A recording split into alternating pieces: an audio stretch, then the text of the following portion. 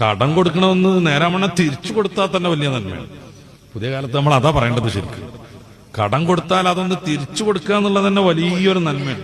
ഈ കടം കൊടുത്ത ആള് മഹാസാധു, ഓനെന്തോ ഒരു അപരാധം ചെയ്ത പോലെ പിന്നെ ഇയാളെ കാണുമ്പോൾ ഓച്ചാനിച്ച് നിൽക്കണം, പലജാതി ഹിക്കുമത്ത് പറയണം, ഇടക്കിടക്കിടക്കിടക്ക് മാനം കെട്ട് വിളിച്ചുകൊണ്ടിരിക്കണം. മൂപ്പരാളൊരു 10 വിളിയൊന്നും വിളിച്ചാൽ ഫോൺ എടുക്കൂല. പിന്നെ വേറെ ഏതെങ്കിലും അറിയാത്ത നമ്പറൊന്നൊക്കെ വിളിച്ചാൽ ഫോൺ എടുത്തു കഴിഞ്ഞാൽ അല്ല എനിക്കിന്റെ പൈസ വേണ്ടിന്ന് പറയുമ്പോ അങ്ങോട്ട് ചൂടാവും. എന്നോടല്ല ഞാൻ പറഞ്ഞത് തരാന്ന്. എന്താ വെച്ചാൽ ഇവനെന്തോ ഒരു അപരാധം ചെയ്ത പോലെയാണ് പിന്നെ സമീപനം. സത്യത്തിൽ കടം വാങ്ങിയ അയാൾ ഇന്ന ദിവസം കൊടുക്കാന്ന് പറഞ്ഞാൽ അന്ന് കൊടുക്കൽ നമുക്ക് നിർബന്ധമാണ്. അന്ന് കൊടുക്കൽ നിർബന്ധമാണ്.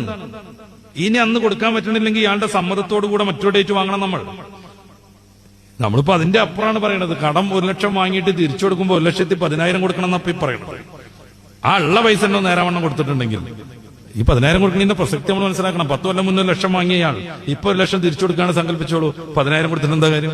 10 വർഷം മുന്നേ ഒരു പവൻ സ്വർണത്തിന് ചിലപ്പോ 35,000 റുപ്യ ആയിരിക്കും. ഇപ്പൊ ഒരു പവൻ സ്വർണത്തിന് 1 ലക്ഷം കവിയും. അപ്പൊ അന്നത്തെ 1 ലക്ഷം കൊണ്ട് 3 പവൻ സ്വർണം വാങ്ങായിരുന്നു. ഇപ്പത്തെ 1 ലക്ഷം അയാൾ തിരിച്ചു കൊടുക്കുമ്പോൾ അതുകൊണ്ട് 1 പവൻ കഷ്ടിച്ചേ കിട്ടുള്ളൂ. അപ്പൊ എന്തൊരു നഷ്ടമാണ് ആ നിലക്ക് നോക്കുകയാണെങ്കിൽ. അപ്പൊ ചെറിയൊരു ആശ്വാസത്തിന് 1,10,000 കൊടുക്കുക എന്ന് പറയുന്നത് ഇത് സുന്നത്തുമാണ്, നല്ല കാര്യമാണ്. പക്ഷേ ഞാൻ 1 ലക്ഷം കടം തരാം, 1 മാസം കഴിഞ്ഞിട്ട് നീ തിരിച്ചു തരുമ്പോൾ 1,10,000 വേണം എന്ന് കണ്ടീഷൻ വെച്ചിട്ട് നമ്മൾ കടം വാങ്ങുന്നതോ ഒരാൾ കടം കൊടുക്കുന്നതോ ഹറാമാണ്. കാരണം ഇടപാടിന്റെ സമയത്ത് ലാഭത്തെ അല്ലെങ്കിൽ വർധനവിനെ നമ്മൾ കണ്ടീഷൻ വെച്ചു എന്നുള്ളതാണ്.